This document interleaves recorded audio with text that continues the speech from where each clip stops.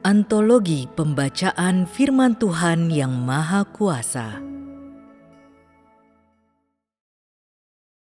Misteri Inkarnasi 4. Cara Tuhan menyelamatkan manusia tidaklah dilakukan secara langsung dengan menggunakan metode roh dan identitas roh, karena rohnya tidak dapat disentuh ataupun dilihat manusia, serta tidak dapat didekati oleh manusia. Jika Dia mencoba menyelamatkan manusia secara langsung dengan menggunakan perspektif roh, manusia tidak akan mampu menerima keselamatannya. Dan jika bukan karena Tuhan mengenakan bentuk luar manusia ciptaan, manusia tidak akan mungkin menerima keselamatan ini. Karena manusia sama sekali tidak dapat mendekatinya, sama seperti tak seorang pun mampu mendekati awan Yahweh. Hanya dengan menjadi seorang manusia ciptaan, yakni hanya dengan memasukkan firman-Nya ke dalam daging yang akan menjadi dirinya, Dia dapat secara pribadi mengerjakan firman-Nya dalam diri semua orang yang mengikutinya.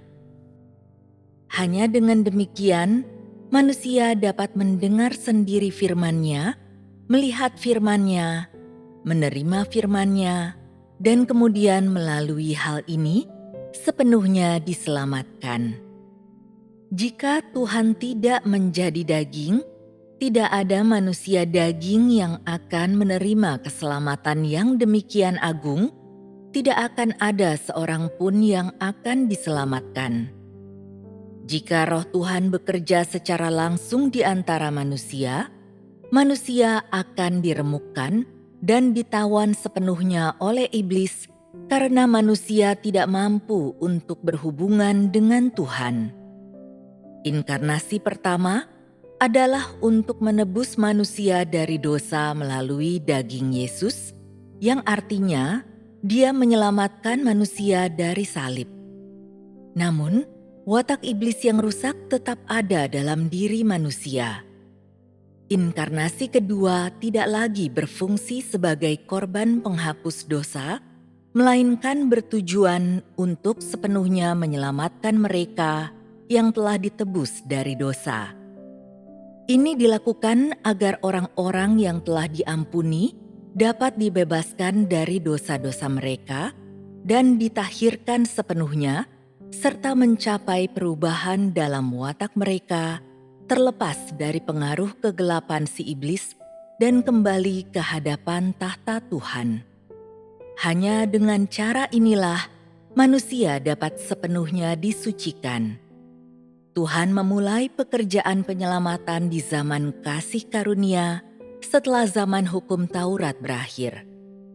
Berlanjut hingga akhir zaman, di mana melalui pekerjaan penghakiman dan hajarannya atas manusia karena pemberontakan mereka, Tuhan akan sepenuhnya menyucikan umat manusia. Baru setelah itu, Tuhan akan menyimpulkan pekerjaan penyelamatan dan memasuki hari perhentiannya.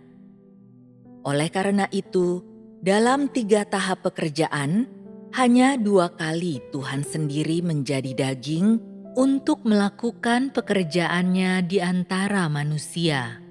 Itu dikarenakan hanya 1 dari ketiga tahap pekerjaan yang bertujuan untuk memimpin manusia dalam kehidupan mereka, sementara 2 tahap lainnya adalah pekerjaan penyelamatan. Hanya jika Tuhan menjadi manusia, Dia dapat hidup berdampingan dengan manusia, mengalami penderitaan dunia dan hidup dalam daging yang normal. Hanya dengan cara inilah, Dia dapat menyediakan bagi manusia jalan praktis yang mereka butuhkan sebagai makhluk ciptaan. Manusia menerima keselamatan penuh dari Tuhan karena Tuhan yang berinkarnasi bukan langsung menerimanya melalui doa-doa yang mereka naikkan ke surga.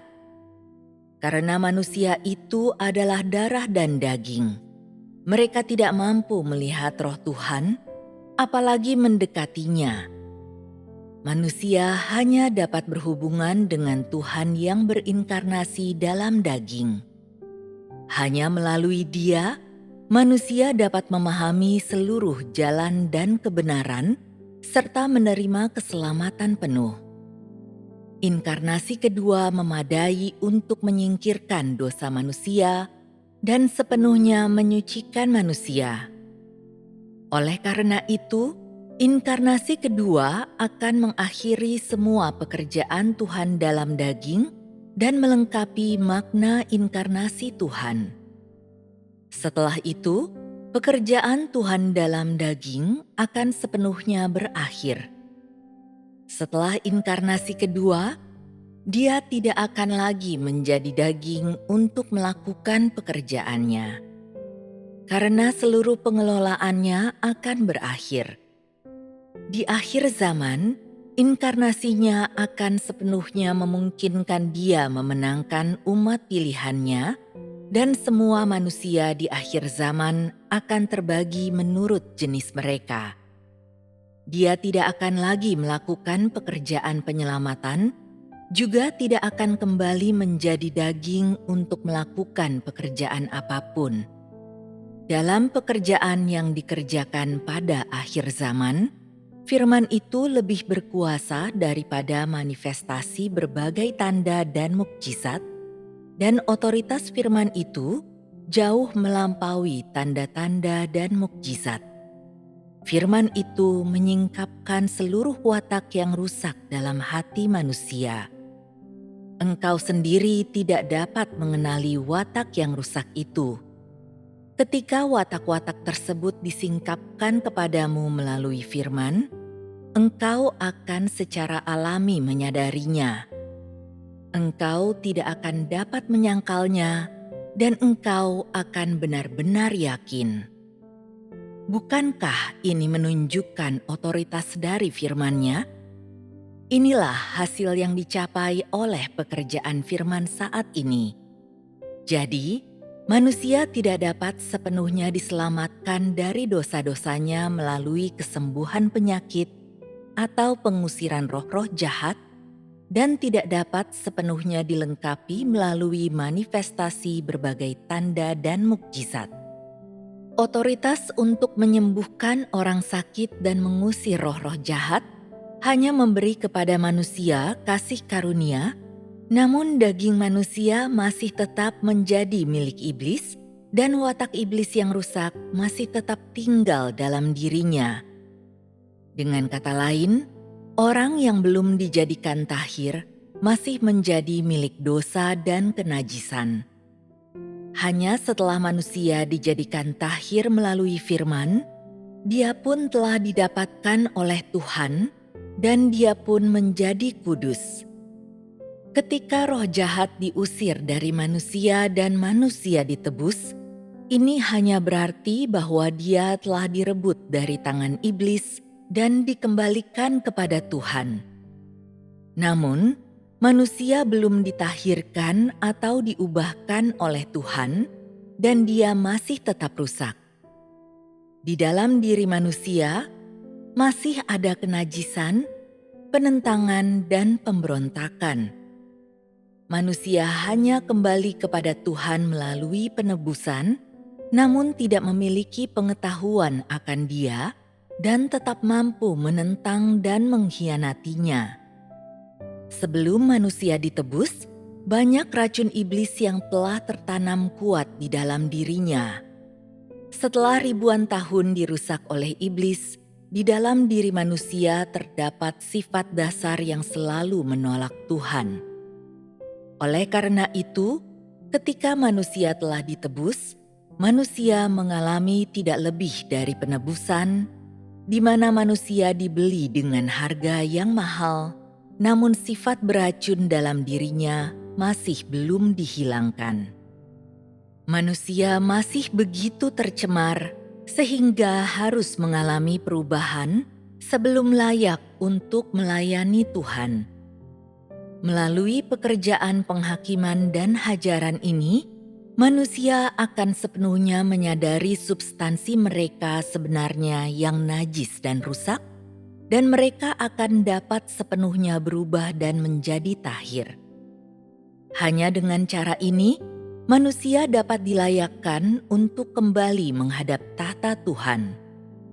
Semua pekerjaan yang dilakukan sekarang ini bertujuan agar manusia dapat ditahirkan dan diubahkan.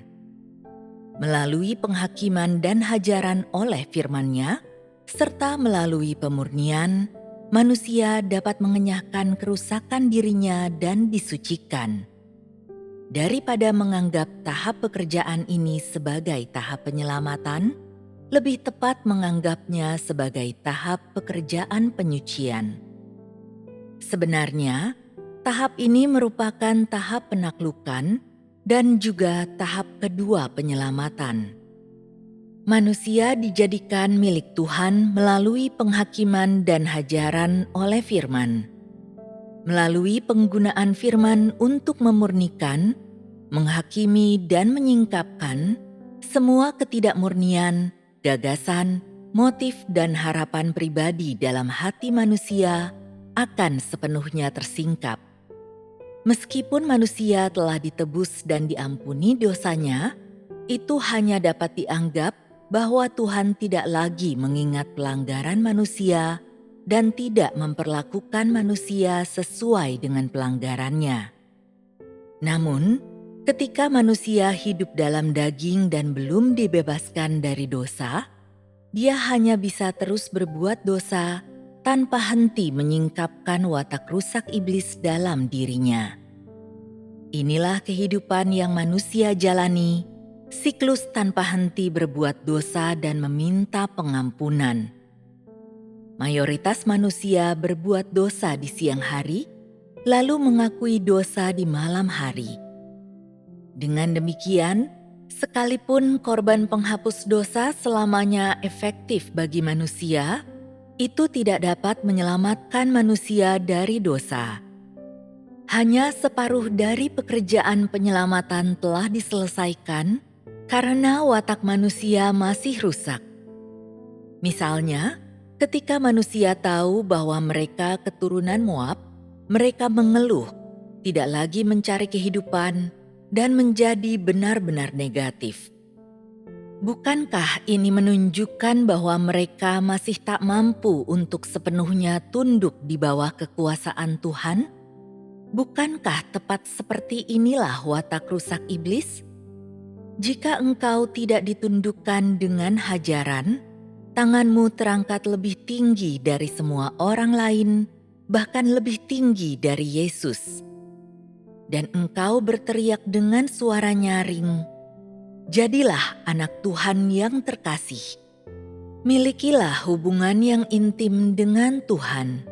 Lebih baik kita mati daripada tunduk kepada iblis. Ayo kita berperang melawan si iblis tua. Ayo kita berperang melawan si naga merah yang sangat besar. Tumbangkan si naga merah yang sangat besar dari kekuasaannya. Biarlah Tuhan menjadikan kita sempurna. Teriakanmu lebih keras dari teriakan semua orang. Tetapi kemudian datanglah waktu hajaran dan sekali lagi watak rusak manusia tersingkap. Lalu teriakan mereka pun berhenti dan mereka tidak lagi memiliki tekad. Inilah kerusakan manusia. Kerusakan itu lebih dalam daripada dosa, ditanam si iblis dan berakar kuat dalam diri manusia. Tidak mudah bagi manusia untuk menyadari dosa-dosanya. Manusia tidak dapat mengenali sifat dasarnya sendiri yang telah berakar begitu dalam. Hanya melalui penghakiman oleh firman, dampak seperti itu dapat dicapai. Hanya dengan demikian, manusia secara bertahap diubahkan dimulai dari titik tersebut hingga seterusnya. Manusia berteriak seperti itu di masa lalu karena tidak memiliki pemahaman akan watak bawaannya yang rusak. Seperti itulah ketidakmurnian dalam diri manusia. Di sepanjang periode penghakiman dan hajaran yang begitu panjang, Manusia hidup dalam atmosfer ketegangan. Bukankah semua ini dicapai melalui firman? Tidakkah engkau juga berteriak dengan suara nyaring sebelum ujian para pelaku pelayanan? Masuklah ke dalam kerajaan. Semua orang yang menerima nama ini akan masuk ke dalam kerajaan. Semuanya akan mengambil bagian dalam Tuhan. Ketika para pelaku pelayanan mengalami ujian, engkau tidak lagi berteriak. Pada awalnya, semua berteriak, "Tuhan, dimanapun Engkau tempatkan aku akan tunduk untuk dikendalikan oleh-Mu." Setelah membaca firman Tuhan, siapa mau menjadi Paulusku? Manusia berkata, "Aku mau." Lalu dia membaca firman, siapa bersedia memiliki iman Ayub? Dan dia berkata, "Aku bersedia memiliki iman Ayub." Tuhan, ujilah aku. Ketika ujian datang kepada para pelaku pelayanan, dia pun langsung ambruk dan hampir tak mampu berdiri lagi. Setelah itu, ketidakmurnian dalam hati manusia pun berangsur berkurang. Bukankah ini yang dicapai melalui firman? Jadi, apa yang engkau semua alami sekarang adalah hasil yang dicapai melalui firman, yang bahkan lebih besar daripada yang dicapai melalui pekerjaan Yesus yang melakukan tanda-tanda dan mukjizat. Kemuliaan dan otoritas Tuhan sendiri yang engkau saksikan tidak semata terlihat melalui penyaliban, penyembuhan orang sakit, dan pengusiran roh jahat, tetapi terlebih dari itu terlihat melalui penghakimannya oleh firman. Hal ini menunjukkan kepadamu bahwa otoritas dan kuasa Tuhan bukan hanya tanda-tanda dan mukjizat, orang sakit disembuhkan dan roh jahat diusir, melainkan penghakiman oleh firman yang jauh lebih mampu untuk merepresentasikan otoritas Tuhan dan menyingkapkan kemahakuasaannya. Apa yang telah manusia capai sekarang, tingkat pertumbuhan manusia sekarang, pengetahuan mereka, kasih, kesetiaan, ketaatan, dan cara mereka memandang, semuanya dicapai melalui penghakiman oleh firman. Bahwa engkau bisa setia dan tetap bertahan sampai hari ini, itu semua diperoleh melalui firman. Sekarang, manusia melihat pekerjaan Tuhan yang berinkarnasi yang sungguh luar biasa. Ada banyak yang tidak dapat dicapai oleh manusia. Semua itu misteri dan keajaiban. Oleh karena itu, banyak orang telah tunduk. Beberapa orang tidak pernah tunduk kepada siapapun sejak mereka dilahirkan. Namun sekarang, ketika mereka melihat firman Tuhan, mereka sepenuhnya tunduk tanpa menyadari bahwa mereka telah melakukannya, dan mereka tidak berani meneliti atau mengatakan hal-hal lain. Manusia telah jatuh di bawah firman dan bertekuk lutut di bawah penghakiman oleh firman. Jika Roh Tuhan berbicara kepada manusia secara langsung, mereka semua akan tunduk kepada suara itu, jatuh tanpa mendapatkan firman pewahyuan, sama seperti Paulus yang jatuh ke tanah ketika melihat cahaya dalam perjalanannya ke Damsyik. Jika Tuhan terus bekerja dengan cara seperti ini, manusia tidak akan pernah mampu mengetahui kerusakan dirinya melalui penghakiman oleh firman dan mencapai keselamatan. Hanya dengan menjadi daging, dia dapat secara pribadi menyampaikan firman-Nya ke telinga semua orang, sehingga semua yang bertelinga dapat mendengar firman-Nya dan menerima pekerjaan penghakimannya melalui firman. Hanya dengan cara ini, hasil akan diperoleh melalui firman-Nya, lebih dari kemunculan roh yang menakutkan manusia sehingga mereka tunduk. Hanya melalui pekerjaan yang praktis dan luar biasa seperti inilah, watak lama manusia yang selama bertahun-tahun begitu tersembunyi dalam diri manusia dapat sepenuhnya tersingkap, sehingga manusia pun akan menyadarinya dan mengubahnya. Inilah pekerjaan praktis Tuhan yang berinkarnasi. Dia berbicara dan melaksanakan penghakiman dengan cara yang praktis untuk memperoleh hasil dari penghakiman atas manusia melalui firman-Nya. Inilah otoritas Tuhan yang berinkarnasi, dan inilah makna penting dari inkarnasi Tuhan.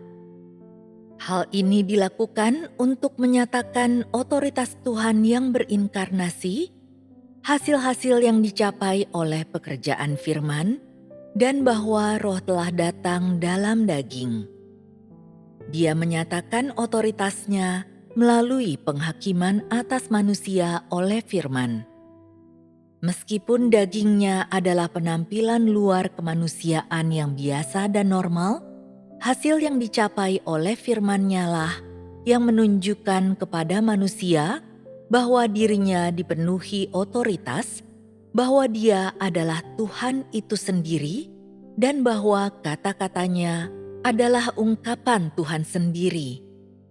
Ini menunjukkan kepada semua manusia bahwa Dia adalah Tuhan sendiri yang menjadi daging, bahwa Dia tidak dapat disinggung oleh siapapun, dan tak seorang pun dapat melampaui penghakiman oleh firman-Nya, dan tidak ada kuasa kegelapan yang dapat mengalahkan otoritasnya. Manusia tunduk sepenuhnya kepadanya karena Dia adalah firman yang menjadi manusia, karena otoritasnya, dan karena penghakimannya melalui firman. Pekerjaan yang dilakukan oleh inkarnasi dirinya dalam daging adalah otoritas yang Dia miliki. Dia menjadi daging karena dalam daging pun Dia memiliki otoritas, dan Dia mampu melakukan pekerjaannya di antara manusia dengan cara yang praktis, yang terlihat, dan yang nyata bagi manusia. Pekerjaan semacam itu jauh lebih nyata dibandingkan pekerjaan apapun yang dilakukan oleh Roh Tuhan yang memiliki seluruh otoritas, dan hasilnya pun tampak jelas. Ini karena daging inkarnasi Tuhan dapat berbicara dan melakukan pekerjaan dengan cara yang praktis. Bentuk luar dari dagingnya tidak memiliki otoritas dan dapat didekati oleh manusia. Hakikatnya sendiri membawa otoritas, namun otoritas itu tidak terlihat siapapun. Ketika Dia berbicara dan melakukan pekerjaannya, manusia tidak mampu untuk mendeteksi keberadaan otoritasnya. Ini bahkan lebih menguntungkan bagi pekerjaannya yang sebenarnya. Dan seluruh pekerjaan semacam ini bisa membuahkan hasil. Meskipun tidak ada manusia yang menyadari bahwa dia memegang otoritas, atau melihat bahwa dia tidak bisa disinggung, atau menyaksikan murkanya, melalui otoritas dan murkanya yang terselubung dan perkataannya, dia mencapai hasil yang dimaksudkan oleh firman-Nya. Dengan kata lain, melalui nada suaranya, ketegasan perkataannya, dan seluruh hikmat dalam firman-Nya, manusia benar-benar diyakinkan. Dengan cara ini, manusia pun tunduk kepada firman dari Tuhan yang berinkarnasi, yang tampaknya tidak berotoritas, namun mampu mencapai tujuan Tuhan untuk menyelamatkan manusia. Inilah makna lain dari inkarnasinya. Dia berfirman dengan cara yang lebih nyata dan membiarkan kenyataan firman-Nya itu memberi dampak kepada manusia, sehingga mereka menyaksikan kuasa firman Tuhan. Jadi, pekerjaan ini Jika tidak dilakukan melalui inkarnasi, tidak akan mencapai hasil sekecil apapun dan tidak akan dapat sepenuhnya menyelamatkan orang berdosa. Jika Tuhan tidak menjadi daging, Dia akan tetap roh yang tak terlihat dan tak nampak wujudnya bagi manusia. Manusia adalah makhluk daging. Manusia dan Tuhan milik dua dunia yang berbeda, dan keduanya berbeda secara sifatnya. Roh Tuhan tidak sesuai dengan manusia yang terdiri dari daging, dan tidak ada hubungan yang bisa dibangun di antara mereka. Lebih dari itu, manusia tidak dapat menjadi roh.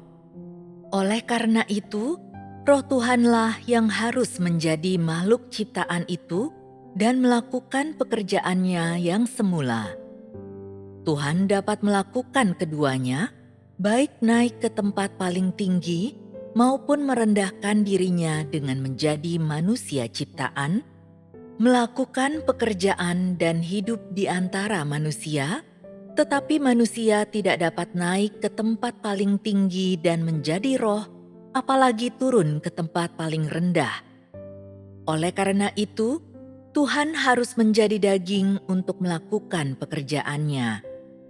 Sama seperti inkarnasi yang pertama, hanya Tuhan yang berinkarnasi dalam daginglah yang dapat menebus manusia melalui penyalibannya, sementara tidaklah mungkin bagi roh Tuhan untuk disalibkan sebagai korban penghapus dosa bagi manusia. Tuhan bisa secara langsung menjadi daging untuk menjadi korban penghapus dosa bagi manusia, tetapi manusia tidak dapat secara langsung naik ke surga untuk mengambil korban penghapus dosa yang telah Tuhan sediakan bagi mereka. Dengan demikian, yang sangat mungkin adalah meminta Tuhan bolak-balik ke surga dan ke bumi beberapa kali, dan bukannya manusia yang naik ke surga untuk mengambil keselamatan ini, karena manusia telah jatuh dan tidak dapat naik ke surga, apalagi mendapatkan korban penghapus dosa. Oleh karena itu, perlu bagi Yesus untuk datang di antara manusia dan secara pribadi melakukan pekerjaan yang tidak mungkin dapat dilakukan oleh manusia. Setiap kali Tuhan menjadi daging, itu adalah sesuatu yang benar-benar perlu dilakukan. Jika ada salah satu tahap yang dapat dilakukan langsung oleh Roh Tuhan, Dia tidak perlu menanggung kehinaan karena berinkarnasi. Pada tahap akhir pekerjaan ini, hasil dicapai melalui perantaraan firman. Melalui firman, manusia memahami banyak misteri dan pekerjaan Tuhan di sepanjang generasi sebelumnya. Melalui firman, manusia diterangi oleh Roh Kudus. Melalui firman, manusia memahami misteri yang belum pernah terungkap oleh generasi sebelumnya, juga pekerjaan para nabi dan rasul di masa yang lalu, serta prinsip-prinsip pekerjaan yang mereka gunakan. Melalui firman, manusia mengenal watak Tuhan itu sendiri, juga pemberontakan dan penentangan manusia, juga hakikat mereka sendiri. Melalui langkah-langkah pekerjaan ini dan semua firman yang diucapkan, manusia menjadi paham pekerjaan roh, pekerjaan Tuhan yang berinkarnasi dalam daging, dan terlebih lagi, seluruh wataknya. Pengetahuanmu tentang pekerjaan pengelolaan Tuhan selama 6.000 tahun juga diperoleh melalui firman. Bukankah pengetahuanmu tentang gagasan yang lama dan keberhasilanmu menyingkirkannya juga diperoleh melalui firman? Pada tahap sebelumnya, Yesus melakukan tanda-tanda dan mukjizat, tetapi tidak begitu di tahap ini. Bukankah pemahamanmu tentang mengapa Dia tidak melakukannya lagi juga dicapai melalui firman? Oleh karena itu, firman yang diucapkan pada tahap ini melampaui pekerjaan yang dikerjakan oleh para rasul dan para nabi dari generasi sebelumnya. Bahkan, nubuatan para nabi pun tidak dapat mencapai hasil-hasil semacam ini. Para nabi hanya mengucapkan nubuat tentang apa yang akan terjadi di masa depan, tetapi tidak tentang pekerjaan Tuhan yang akan dilakukan pada waktu itu. Mereka tidak berbicara untuk memimpin manusia dalam kehidupan mereka, ataupun menganugerahkan kebenaran kepada manusia, ataupun mengungkapkan misteri kepada manusia, apalagi menganugerahkan kehidupan. Dari antara firman yang diucapkan di tahap ini, terdapat nubuatan dan kebenaran, namun nubuatan dan kebenaran ini terutama berfungsi untuk menganugerahkan kehidupan kepada manusia. Firman pada masa sekarang tidak sama dengan nubuatan para nabi. Ini adalah tahap pekerjaan bukan untuk nubuatan, melainkan untuk kehidupan manusia, untuk mengubah watak hidup manusia. Tahap pertama adalah pekerjaan Yahwe membuka jalan bagi manusia untuk menyembah Tuhan di bumi. Itu merupakan pekerjaan awal untuk menemukan sumber pekerjaan di bumi.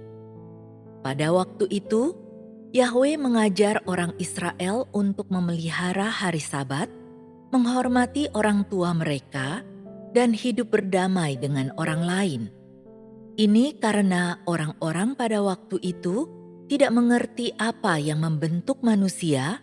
Mereka juga tidak mengerti bagaimana hidup di bumi.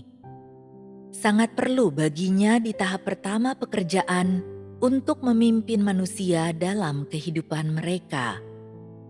Semua yang Yahwe katakan kepada mereka tidak pernah diketahui umat manusia sebelumnya ataupun dimiliki oleh mereka.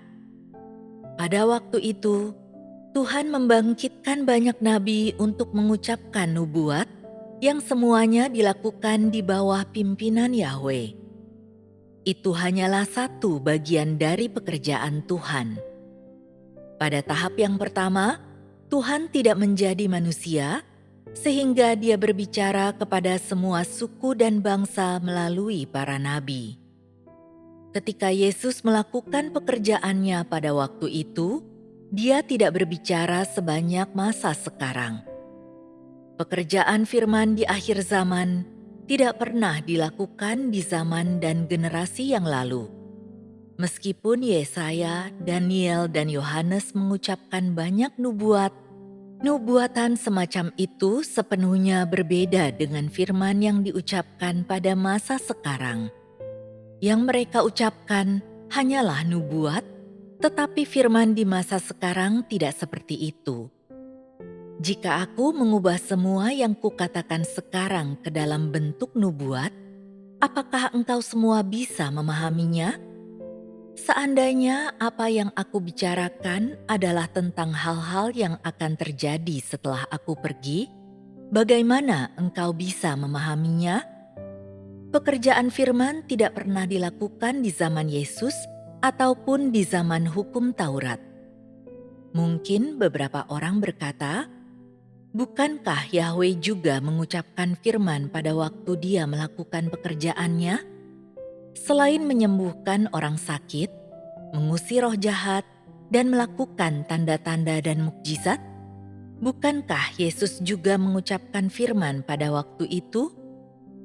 Ada perbedaan di antara hal-hal yang dikatakan. Apa esensi firman yang diucapkan Yahwe?